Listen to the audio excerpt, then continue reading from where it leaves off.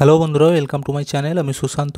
আজকের এই ভিডিওয়ে আমরা দ্বিতীয় শ্রেণীর তৃতীয় পর্যায়ক্রমিক মূল্যায়ন প্রস্তুতির জন্য গণিত বিষয়ের একটি প্রশ্নের সেট আলোচনা করব। আর ভিডিওটি শুরু করার আগে বলি, চ্যানেলে যদি প্রথম এসে থাকো অবশ্যই চ্যানেলটিকে সাবস্ক্রাইব করে নিও এবং বেল আইকনে ক্লিক করে অল অপশানটিকে অন করে নিও। তো তোমরা যারা ট্যালেন্ট সার্চ বইয়ের ভিডিও দেখতে চাও বা বিভিন্ন প্রতিযোগিতামূলক পরীক্ষার প্রস্তুতির জন্য ভিডিও দেখতে চাও, সেগুলিও আমার এই চ্যানেলের মধ্যে দেওয়া রয়েছে। প্লেলিস্টে গিয়ে পরপর দেখে নিতে পারো। আর এছাড়াও তোমাদের আমার বইয়ের পার্ট 1, পার্ট 2, পার্ট 3 সমস্ত ভিডিওই দেওয়া রয়েছে। একের দাগের শূন্যস্থান পূরণ করো। কয়েকটা আর ভাগ করা যাচ্ছে না তাকে বলবো ড্যাশ। অর্থাৎ ভাগ করা যদি না যায়, নিচতে যে সংখ্যাটি রয়ে যায় তাকে আমরা কি বলি? তোমরা নিশ্চয়ই জানো, খুবই সহজ। কি বলবো? ভাগ শেষ। ভাগ শেষ। আচ্ছা, এরপর এটা দেখো, 1 ডজন সমান ড্যাশটি। 1 ডজন সমান কত হয়? 12টি। এগুলো কিন্তু মনে রাখতে হবে। 1 ডজন সমান 12টা। আচ্ছা, গয়েরটা দেখো, যাকে ভাগ করি তাকে বলা হয় ড্যাশ। যে সংখ্যাটিকে ভাগ করা হয় তাকে আমরা বলবো ভাজ্য।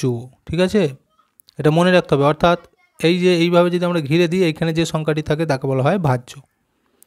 আবার দেখো বলেছে ঘয়েরটা, যা দিয়ে ভাগ করা হয় তাকে বলে ড্যাশ।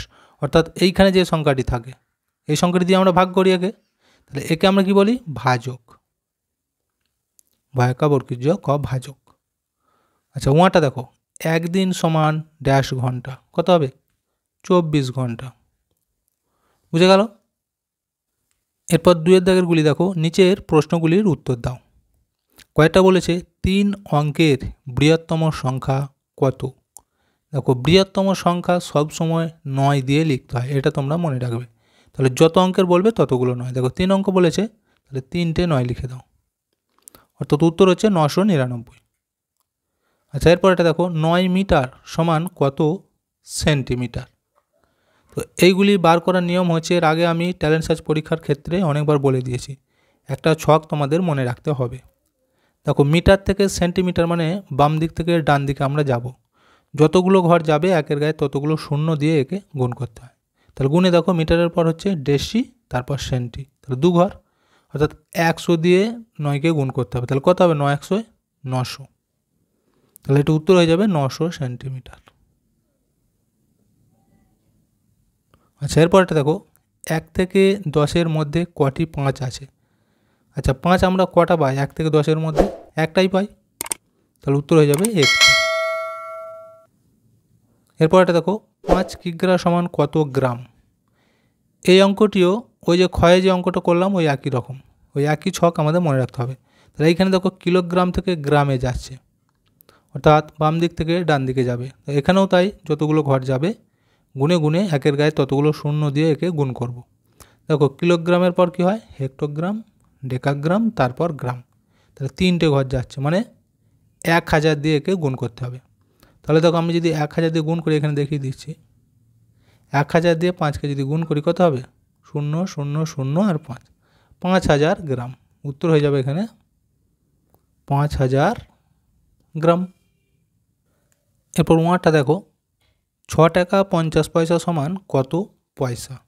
তো টাকা পয়সার হিসাব কিভাবে করে? দেখো, 1 টাকা সমান হচ্ছে 100 পয়সা। তাহলে 6 টাকা বলেছে, 6কে 100 দিয়ে গুণ করতে হবে, তারপর তার সাথে এই 50কে যোগ করব আমরা। দেখো, 1 টাকা মানে কত? 100 পয়সা। তো 6 টাকা বলেছে, তাকে 6 দিয়ে গুণ করে দাও। কত হবে? 0 0 আর 6, 600 পয়সা। আচ্ছা, 600 পয়সার সাথে এই 50 পয়সা যোগ করে দেবো, তাহলেই উত্তর বেরিয়ে যাবে 0 5 6। দেখো, 650 পয়সা, এটাই উত্তর। এরপর 4 দাগের গুলি দেখো, আমি 8ই মার্চ থেকে 13ই মার্চ পর্যন্ত স্কুলে আসিনি। আমি কতদিন স্কুলে আসিনি? তাহলে ভালো করে কিন্তু বুঝতে হবে। কি বলেছে? যে 8ই মার্চ থেকে 13ই মার্চ পর্যন্ত সে স্কুলে আসেনি। তাহলে কতদিন আসেনি? কিভাবে বার করবে বলো তো? তোমরা যদি এমনি গিঁট গুনে গুনে বার করো, সেক্ষেত্রেও দেখো সহজ হবে। 8ই মার্চ থেকে বলেছে, তাহলে আমরা কিন্তু 8টাকে ধরবো, থেকে যেহেতু বলেছে, তাহলে 8 9 10 11 12 13। তাহলে কদিন হচ্ছে? দেখো 6 দিন। 6 দিন সে স্কুল কামাই করেছে। এবার দেখো আমরা যদি এটাকে কষে বার করি কী করবো, 23 মাস পর্যন্ত বলেছে, তাহলে 13 থেকে 8কে প্রথমে বিয়োগ করবো। দেখো 13 থেকে 8 বিয়োগ কত হবে, 8 থেকে 13 5 গিঁটে। এরপর যেহেতু 8ই মার্চ থেকে বলেছিল তাই তো, সেই জন্য আমরা এর সাথে কিন্তু 1কে আবার যোগ করে নেব, নিয়ে উত্তরে যাবে 5 আর 1 6, অর্থাৎ সে 6 দিন স্কুলেতে আসেনি। উত্তরটা তাহলে এখানে কিন্তু লিখতে হবে যে 6 দিন আমি স্কুলে আসিনি। 5এরটা দেখো, হুগলি জেলার আটপুরে 25শে ডিসেম্বর মেলা বসে, 3 দিন ধরে মেলাটি চলে, মেলা শেষ হবে কতই ডিসেম্বর। তো এইখানেও দেখো এই তারিখগুলো তোমাদেরকে ভালো করে কিন্তু হিসাব করতে হবে। 25শে ডিসেম্বর থেকে বলেছে, এই যে বসে মানে কি সেই দিন থেকে শুরু হয়ে গেছে মেলা, তাহলে কদিন চলেছে 3 দিন। তাহলে আমরা যদি 3 দিন গুনি, দেখো 25 তারিখ থেকে বলেছে, তাহলে 25টা ধরবো, 25, 26, 27, দেখো 3 দিন হয়ে যাচ্ছে। তাহলে আমাদের মেলাটা শেষ হবে কবে, 27শে ডিসেম্বর। এই যে বলেছে শেষ হবে কতই ডিসেম্বর। তো আমরা যদি এটাকে কোষে বার করি, দেখো তাহলে প্রথমে কি করব, এই 25 থেকে আর 3 যোগ করব, 25শে ডিসেম্বর, তার নিচে লিখব 3, তাহলে যোগ করলে কত হবে, 5 আর 3 8 আর এই 2 কত হচ্ছে 28, কিন্তু আমাদের হিসেবে কত হয়েছিল 27।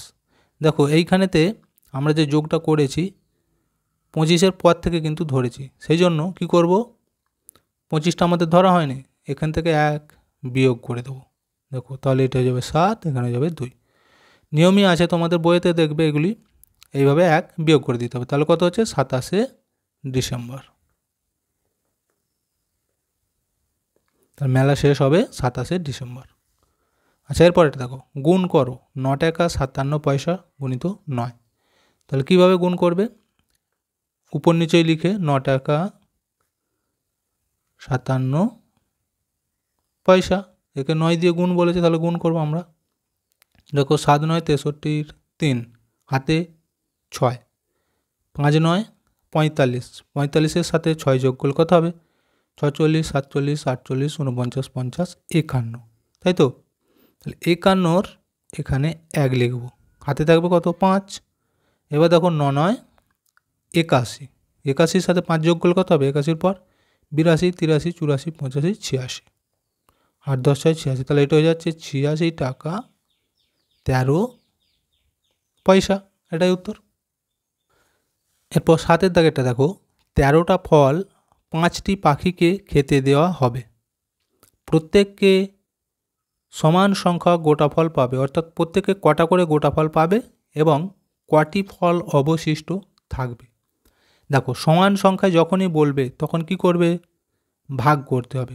কাকে ভাগ করব, এই যে 13টি ফল বলেছে 13কে ভাগ করব কত দিয়ে, এই যে যতগুলো পাখি ছিল 5টা পাখি ছিল, তাহলে 5 দিয়ে একে ভাগ করব। দেখো এই 13কে আমরা 5 দিয়ে ভাগ করব, কত খাওয়াবো, দেখো 5 2 10, 3 খাওয়ালে কিন্তু বেশি হয়ে যাবে, 3 5 15, কিন্তু আছে 13, তাহলে বিয়োগগুলো কত থাকছে 3।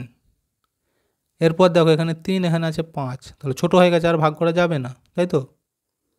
তাহলে প্রত্যেকটি পাখি কতগুলো করে ফল পাবে, এই যে 2টি করে, আর আমাদের বলেছিল যে কটি ফল অবশিষ্ট থাকবে, এই দেখো 3টে রয়ে যাচ্ছে, তাহলে এখানে লিখতে হবে যে অবশিষ্ট থাকবে 3টি ফল, আর গোটা ফল কতগুলো করে পাচ্ছে, এই 2টো করে, বুঝে গেল। আচ্ছা এরপর এটা দেখো, 1 কাপ চায়ের দাম 4 টাকা 50 পয়সা, একটা বিস্কুটের দাম 1 টাকা 20 পয়সা হলে 1 কাপ চা ও একটা বিস্কুটের মোট দাম কত। তাহলে দেখো এই যে বলেছে মোট, এই মোট লেখা আছে মানে এই দুটোকে আমরা একসাথে লিখে যোগ করব, এই যে চায়ের দাম কত আর বিস্কুটের দাম কত, তাহলে মোট বেরিয়ে যাবে। দেখো এই 4 টাকা 50 পয়সা, আর এগুলি লেখার নিয়ম হচ্ছে ঠিক টাকা সোজাই টাকাকে লিখতে হবে, পয়সা সোজা পয়সাকে লিখতে হবে, ঠিক আছে। এই যে 1 টাকা, এখানে লিখবো 1 টাকা, আর এই যে বলেছিল 20 পয়সা, এখানে লিখবো 20 পয়সা। মোট বলেছে তাহলে যোগ করে দেবো, দেখো কত হচ্ছে 0 সাথে 0, আচ্ছা 2 আর এই 5 যোগ করলে হবে 7, এটা লিখতে হবে পয়সা। এখানে দেখো 4 আর এই 1-এ 5, তাহলে আমাদের উত্তর বেরোচ্ছে দেখো 5 টাকা 70 পয়সা। এই যে 1 কাপ চা ও একটা বিস্কুটের মোট দাম কত, তাহলে লিখতে হবে যে 1 কাপ চা ও একটি বিস্কুটের মোট দাম এই 5 টাকা 70 পয়সা। বুঝে গেল? তো ভিডিওটা এখানেই শেষ করছি। ভিডিওটি যদি ভালো লাগে অবশ্যই একটা লাইক দিয়ে দিও এবং শেয়ার করে বন্ধুদেরকেও দেখার সুযোগ করে দিও।